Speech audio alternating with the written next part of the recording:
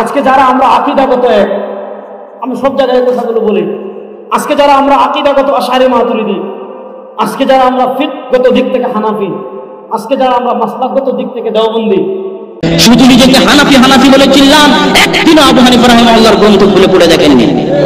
স্বয়ং আবু হানিফা রাহিমাহুল্লাহ বলেছেন, আর আপনি নাভির নিচে হাত বেঁধে রাফুল আদায় না করে আস্তে আমিন বলে নিজেকে দেখতাম যে আমি হানাফি, অথচ আবু হানিফা রাহিমাহুল্লাহর আকীদার বিন্দু মাত্র আপনার ভিতরে নাই। আপনি হানাফি হওয়ার দাবিতে মিথ্যুক। আপনি নিজেকে মাতুরিদি দাবি করেন, আপনি নিজেকে আশআরী দাবি করেন, এটা ঠিক আছে, কিন্তু হানাফি দাবি করিয়েন না। হানাফি দাবি করলে আপনাকে বিশ্বাস করতে হবে আল্লাহর হাত আছে, আপনাকে বিশ্বাস করতে হবে আল্লাহ সুবহানাহু ওয়া তাআলা আরশে সমাসীন। কারণ আবু হানিফা রাহিমাহুল্লাহ এগুলো সব তার আল ফিকহুল আকবার গ্রন্থের মধ্যে লিখে গেছেন। আশআরী এবং মাতুরিদি আকীদা বলতে কি বোঝায় এবং সালাফি আকীদার সাথে এই দুটো আকীদার মৌলিক পার্থক্যটা কোথায়? আর অনেকে বলে থাকেন যে আকীদার ক্ষেত্রে আহলে সুন্নাত ওয়াল জামাতের মাযহাব তিনটা, মাতুরিদি, আশআরী এবং সালাফি, এবং তিনটা মাযহাবই সঠিক। এই বিষয়ে কি বলবেন? আলহামদুলিল্লাহি রাব্বিল আলামিন ওয়াল আকিবাতু লিল মুত্তাকিন ওয়াসসালাতু ওয়াসসালামু আলা আশরাফিল আমবিয়া ওয়াল মুরসালিন নবিয়িনা মুহাম্মদ ওয়া আলা আলিহি ওয়া আসহাবিহি আজমাইন, আম্মা বাদ। ধন্যবাদ অত্যন্ত গুরুত্বপূর্ণ প্রশ্ন করার জন্য। এ প্রসঙ্গে আমি দর্শকদের উদ্দেশ্যে বলবো যে আমাদেরকে প্রথমে জানতে হবে যে আহলে সুন্নাত ওয়াল জামাতের আকীদা কি, বা সালাফির আকীদা কি, আর আশআরীদের আকীদা কি। তো প্রথমে জানি আশআরী কারা। আশআরীরা হলো যারা নাকি আকীদার ক্ষেত্রে তাদের মাযহাবটাকে নিসবত করে আবু হাসান বিন আলী ইসমাইল আল আশআরী, যার জন্ম হয়েছে 260 হিজরিতে, মারা গেছে 324 হিজরিতে। এই আবু হাসান আল আশআরী ইনার দিকে নিসবত করেই যারা ইনার অনুসারী তাদেরকে আশআরী বলা হয়। তো ইনি প্রথমত মানে উনি ছাত্র ছিলেন মুতাজিলার একজন শেখ, তার ছাত্র ছিলেন, যার নাম হলো আবু আলী আল জুবাই আল মুতাজিলি, কট্টর মুতাজিলি। আর মুতাজিলি সম্পর্কে আমরা পূর্বে বলেছি যে ইসলামে ফেরকায়ে দাল্লা যেগুলি আছে, ইসলামের মধ্যে যে বাতিল ফেরকার যে অনুপ্রবেশ ঘটেছে, তার মধ্যে একটি মানে অত্যন্ত প্রসিদ্ধ এবং বিভ্রান্তকর গ্রুপ, সেটা হলো মুতাজিলা। আর মুতাজিলাদের আকীদা হলেই যে ওনারা যে আল্লাহর সিফাত এবং আসমার ক্ষেত্রে যে আকীদা আহলে সুন্নাত ওয়াল জামাতের আকীদা, তাদের আকীদাটা ভিন্ন। আহলে সুন্নাত ওয়াল জামাত আল্লাহর নাম এবং সিফাতকে যেভাবে আল্লাহ পাক নাজিল করেছেন সেইভাবে তারা সেটাকে সাব্যস্ত করে, কোনো রকম অপব্যাখ্যা ছাড়াই। কিন্তু মুতাজিলি, তার পূর্বে জাহমিরা তো আসমাকেও, আল্লাহর নামকেও অস্বীকার করে এবং সিফাতকেও অস্বীকার করে। আর মুতাজিলা যারা, এরা আল্লাহর নামকে সাব্যস্ত করে কিন্তু সমস্ত সিফাতকে, সিফাত বলতে আল্লাহর কালাম, আল্লাহর কুদরত, আল্লাহর ইরাদা, আল্লাহর ইয়াদ, এগুলি যত সিফাত আছে আল্লাহ পাকের সবগুলি সিফাতকে তারা অস্বীকার করে। তো এই আবু হাসান আল আশআরী উনি প্রথমেই এই আবু আলী আল জুবাই শেখ, মুতাজিলি শেখের তিনি ছাত্র ছিলেন, তার কাছ থেকে ইলম নিয়েছেন। প্রায় 40 বছর তিনি মুতাজিলা আকীদার উপরে প্রতিষ্ঠিত ছিলেন। এরপরে তিনি ওই আকীদা থেকে সরে আসেন, উনি হক বুঝতে পেরে ওখান থেকে সরে এসে অনেকটাই মানে সহি মানহাজের দিকে চলে আসেন। অর্থাৎ মুতাজিলা যে আল্লাহর সিফাতকে অস্বীকার করে, ইনি প্রায় সবগুলি সিফাতকেই অস্বীকার না করে 7টা সিফাতকে তিনি স্বীকার করলেন। স্বীকার করেছেন, তবে 7টাকে স্বীকার করলেন, আর বাকিটাকে ব্যাখ্যা করেন, অস্বীকার করেননি, ওনারা ব্যাখ্যা করেছেন। যেমন আল্লাহর ইয়াদ বা এই সময় কুদরত ব্যাখ্যা করেছেন, ইস্তাওয়া, কাহারা বা মালাকা, তিনি ওখানে রাজত্ব পেয়েছেন, এই ধরনের ব্যাখ্যা, মানে ভুল ব্যাখ্যা করেছেন। 7টা যে সিফাত ওনারা স্বীকার করছেন, হ্যাঁ, 7টা সিফাতের মধ্যে যেমন আছে আস-সামা আছে, আল বাসার আছে, আল ইলম আছে, আল কুদরত আছে, আল ইরাদা, এ ধরনের 7টি সিফাত উনি স্বীকার করেছেন, আর বাকিগুলোকেই অপব্যাখ্যা করেছেন।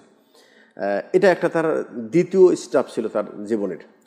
এরপরে উনি আবার পরবর্তীতে মানে আহমদ বিন হাম্বল রাহিমাহুল্লাহর মাযহাবের থেকে মাইল হয়েছেন। অর্থাৎ ওনার আগের মত থেকে ফিরে এসে এই কারো মতে উনি পরিপূর্ণ আহলে সুন্নাত ওয়াল জামাতের অন্তর্ভুক্ত হয়ে গেছেন। এটা দাবি করেছেন ইবনে কাসির রাহিমাহুল্লাহ, ইমাম আল হাকামি এনারা বলেছেন যে উনি রুজু করেছেন, মানে এতেজাল থেকে রুজু করে সালাফি বা আহলে সুন্নাত ওয়াল জামাতের আকীদা তিনি গ্রহণ করেছেন। এবং তার আল ইবানা গ্রন্থে সম্ভবত এটা হ্যাঁ, আল ইবানাতে উনি এটাকে স্পষ্টও করেছেন। উনি বলেছেন যে আল্লাহ পাকের যে গুণাবলী এবং সিফাত যেভাবে সাব্যস্ত হয়েছে আমি সেটাকে সেইভাবেই গ্রহণ করি, আমি সেখানে কোনো রকম আকল দিয়ে, আসলে মানে মূলত মুতাজিলি বা আল আশায়রা ওনারা আকল মানে এগুলো জিনিস বিবেক দিয়ে বোঝার চেষ্টা করে, মানে নাকলের চাইতে আকলকে প্রাধান্য দেয়। এটা হলো একটা পার্থক্য। মানে আহলুস সুন্নাত ওয়াল জামাত ইনারা সর্বক্ষেত্রে বুঝে আসুক বা না আসুক, যে বিষয়ে নকল আসছে কোন হাদিস থেকে ওহির মাধ্যমে যেটা সাব্যস্ত হয়েছে সেটা আমরা মেনে নিই, আর ওনারা ওটাকে বিবেক দিয়ে বোঝার চেষ্টা করেন। যেটা বিবেকে ধরে সেটা গ্রহণ করে, যেটা বিবেক ধরে না বা বোঝে না সেটা ওনারা গ্রহণ করেন না। আবুল হাসান আশআরী উনি চেষ্টা ফিরে আসার জন্য, কিন্তু পুরোপুরি বের হতে পারেন, পুরোপুরি বের হতে পারেন নাই। কেউ কেউ বলেছেন পুরো বের আসে, কিন্তু ইবনুল কাইয়িম ইবনে তাইমিয়া রাহিমাহুল্লাহ উনি বলছেন না, লাম ইয়ারজি মানে রুজুআন কামিলান, পরিপূর্ণ উনি ফিরে আসেন নাই। ওনার ভিতরে আকীদার মধ্যে ওই মুতাজিলাদের কিছু অংশ প্রভাব ছিল। তো এই প্রসঙ্গে আরেকটা ওলামা একরাম বলেছেন যে তারপরেও ওনার আকীদাটা অনেকটা সচ্ছল ছিল, বা উনি হকটাকে হকের খুব কাছে।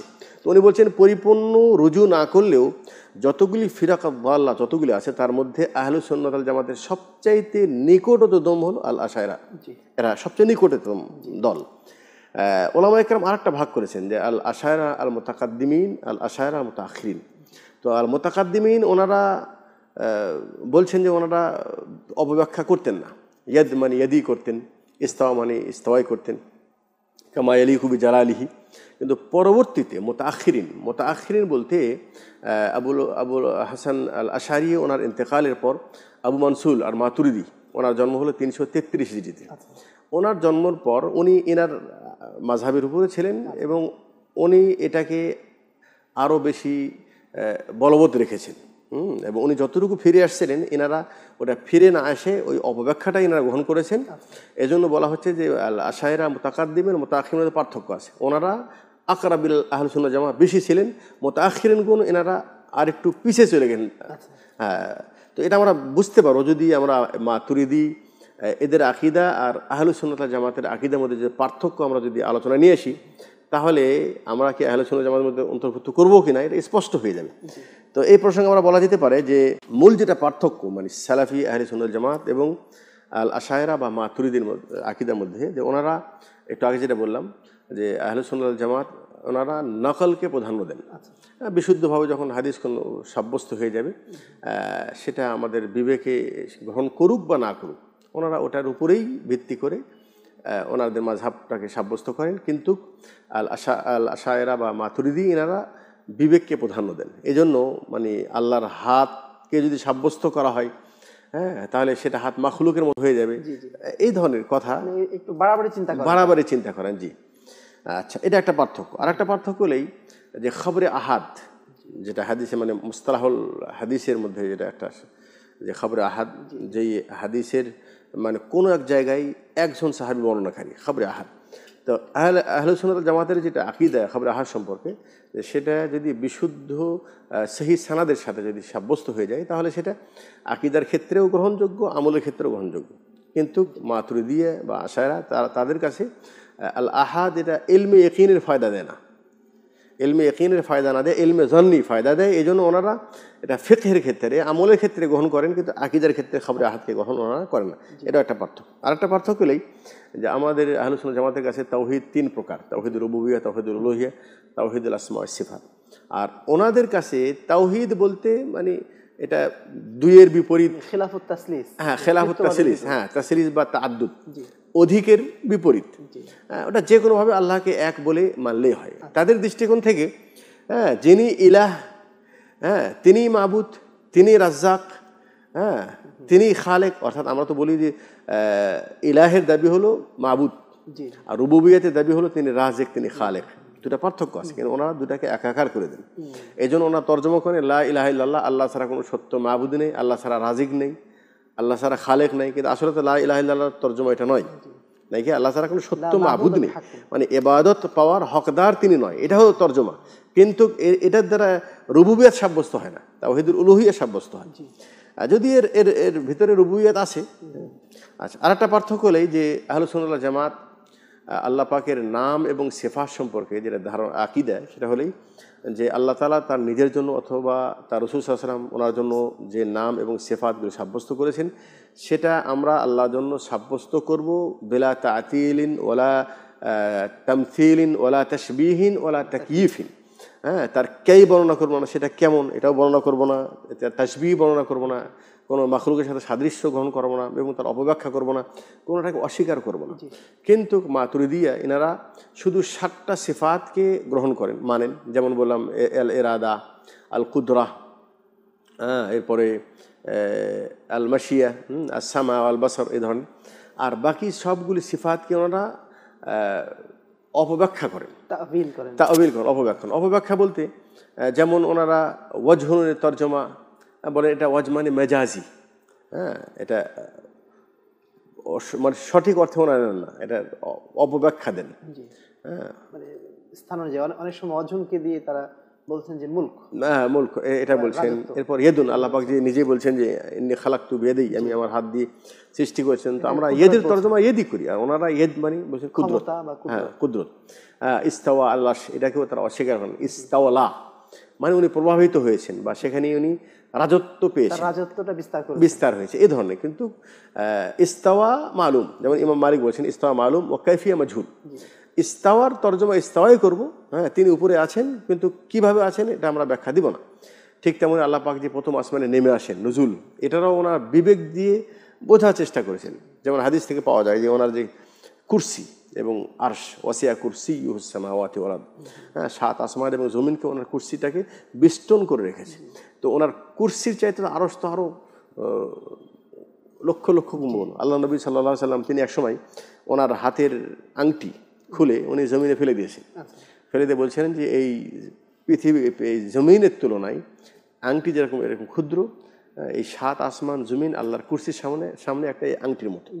তো এটাকে যদি বিবেক দিয়ে বোঝার চেষ্টা করে, ওনারা বলছেন তাহলে আল্লাহ পাক যখন আরশের উপর আছেন, আরশটা আরো বড়, আবার আরশটাও কুরসির তুলনায় এরকম কাল হালাকা, হ্যাঁ, একটা বালার মতো।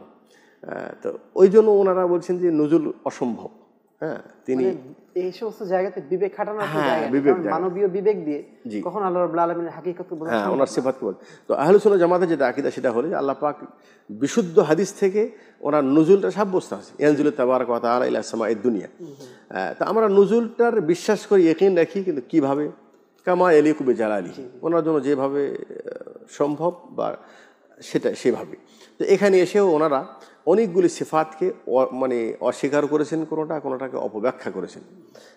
আবার কোরআনের বিষয়ে তাদের আকীদা হলেই যে আহলুস সুন্নাহ ওয়াল জামাতের আকীদা, কোরআন শব্দ এবং অর্থ দুটাই আল্লাহর পক্ষ থেকে এবং দুটাই কাদিম, অর্থাৎ কোরআন গায়র মাখলুক।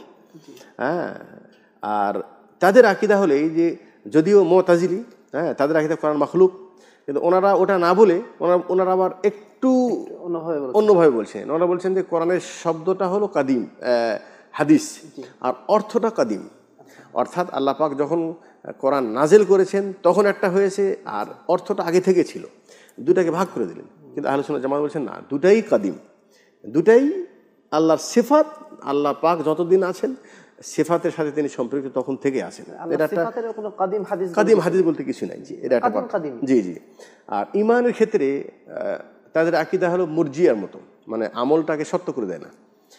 মাতুরিদিয়া তাসদিক বিল কলব ওয়া আমল বিল জাওয়ারিহ, হ্যাঁ, এতটুকু। এজন্য তাদের আকীদা হলো আল ঈমান লা ইয়াজিদু ওয়া লা ইয়ানকুস।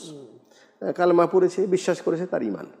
আবার দেখাচ্ছে তাকদীরের প্রতি বিশ্বাসের ক্ষেত্রে ওনার কাদারিয়ার মতো, মানে আল্লাহ পাক তাকদীরে যেটা লিখেছে সেটাই হবে। এখানে মানুষ অপারক, মানুষের করার কিছু নেই, তাকদীরে যেটা আছে সেটাই হবে।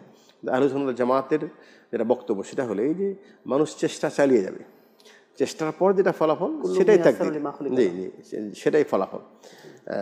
তারপরে তাসাউফ মানে মাতুরিদি বা আশায়রাদের কাছে সুফিবাদী আকীদাটা বেশি। তো এই এতগুলি পার্থক্য দেখা যায় যে তারা আহলে সুন্নাত জামাত থেকে এই ধরনের ভিন্ন আকীদা পোষণ করে, যার কারণে এই গ্রুপটাকে ওলামা একরাম মানে আহলুল বিদআহ মানে বিদঈ দল হিসাবে আখ্যায়িত করেছেন। মানে এটা আহলুস সুন্নাহ জামাতের অন্তর্ভুক্ত নয়। তবে আরেকটি কথা সেটা হলেই যে ইবনে তাইমিয়া রাহিমাহুল্লাহ বা অনেক পূর্বের মানে ওলামায়ে মুতাআখিরিন ওনারা কেউ কেউ যে ওনাদেরকে আহলুস সুন্নাহ জামাতের অন্তর্ভুক্ত যে করেছেন এর ব্যাখ্যা হিসেবে তিনি বলেছেন যে আসলে মুতলাকান এইভাবে স্বাভাবিকভাবে বলার কোনো অবকাশ নেই। আসলে আল আশায়রা যখন জন্ম হয়েছে যেই প্রেক্ষাপটে বা যেই সময়, তখন মুতাজিলীদের চরম তাদের রমরমা ছিল। তো তাদের বিপরীত এনারা সুন্নতের পক্ষে কাজ করেছেন। হ্যাঁ, না শিয়াদের বিপরীত, মুতাজিলা না, শিয়াদের বিপরীত। শিয়া বলতে তারা খোলাফায়ে রাশিদিন যে তিনটা তাদেরকে তারা অস্বীকার করে, আর তার বিপরীত এনারা 4 খোলাফায়ে রাশিদিনকেই নিজ নিজ অবস্থানে বিশ্বাস করেন। সেই দৃষ্টিকোণ থেকে যদি আমরা বলি যে শিয়াদের বিপরীত যতগুলি দল আছে সবগুলোই আহলুস সুন্নাহ ওয়াল জামাত হিসেবে গণ্য করা হয়েছে, যে এরা শিয়া না সুন্নি। তখন দুটা দলই ছিল। সেই হিসাবে ওলামা বলছেন যে শিয়াদের বিপরীত যদি আহলুস সুন্নাহ ওয়াল জামাতের শব্দটা ব্যবহার করা হয় তাহলে তার মধ্যে আশায়রাও আছে, মুতাজিলাও আছে, এরা সবাই আছে। কিন্তু পরবর্তীতে যদি এদের আকীদার দিকে দৃষ্টিপাত করা হয় তাহলে আকীদার মধ্যে যেহেতু বিদআত আছে, হ্যাঁ, এবং কোরআন হাদিস বিরোধী আকীদা আছে, সেই ক্ষেত্রে এরা আহলে বিদআহ আহলে সুন্নাহ ওয়াল জামাতের অন্তর্ভুক্ত নয়। তাহলে এটাকে একটা বিষয় মানে এখানে বলা যায় কিনা যে যতগুলো ফিরক দাল্লা আছে, পথভ্রষ্ট দলগুলোর মধ্যে বা ফিরক বিদআইয়া যেগুলো আছে সেগুলোর মধ্যে আকরাবিলা সুন্নাহ যদি বলা হয় তাহলে বোধহয় মাতুরিদি বা আশারি বলা যায়। জি, তবে আশারির মধ্যে মাতুরিদি এখন পরবর্তীতে যেগুলো জন্ম নিয়েছে এরা আরো বেশি অপব্যাখ্যায়, আল্লাহ নিরাকার, আল্লাহ পাক সর্ব জায়গায় বিরাজমান, এগুলি কিন্তু মুতাকাদ্দিমের মধ্যে এগুলি ছিল না। তবে এগুলো মনে হয় মাতুরিদি আকীদার মধ্যেও নাই। মাতুরিদি, হ্যাঁ, এরা পরবর্তীতে হুলুলের আকীদা, জি সুফিদের, হ্যাঁ সুফিদের, ওই যে বললাম সুফিদের অনুপ্রবেশ এদের মধ্যে, যার কারণে পরবর্তীতে এনারা আসলে বলা যেতে পারে যারা নিজেকে আমরা হানাফি মাযহাব বলে দাবি করি, ওনারা আবু হানিফা রাহিমাহুল্লাহর মাযহাবের উপরও নেই এবং আবু মনসুর মাতুরিদির মাযহাবের উপরও নেই। পরবর্তীতে অনেক কিছু তারা আরো আবিষ্কার করে, হ্যাঁ, এগুলোর মধ্যে ঢুকে দিয়েছে। আর বিশেষ করে মানে আকীদার ক্ষেত্রে ওনারা তো গবেষণা করেন না। তাহলে মোটামুটি আমরা যেটা বুঝলাম আর কি, আহলে সুন্নাত ওয়াল জামাতের আকীদার সাথে মানে মাতুরিদি এবং আশআরি আকীদার যথেষ্ট পার্থক্য আছে। জি, যথেষ্ট পার্থক্য। এখন যদি কেউ বলে যে না, আহলে সুন্নাত ওয়াল জামাতের মানে তিনটা আকীদাই মানে প্রতিষ্ঠিত, এটা ঠিক হবে না। এটা তো ঠিক হবে না, ঠিক হবে না, গ্রহণযোগ্য কোনো আলেম এটা বলেন নাই। হ্যাঁ, যেখানে হয়তো ইশকাল বা কারো প্রশ্ন যেটা আছে, অনেকেই তো আহলে সুন্নাহ জামাতের অন্তর্ভুক্ত এদেরকে গণ্য করেছেন। তো সেই ক্ষেত্রে ইবনে তাইমিয়া যে উত্তরটা দিয়েছেন যে আসলে রাফিজি বা শিয়াদের বিপরীত তারা এই শব্দটাকে সবার ক্ষেত্রে ব্যবহার করেছে।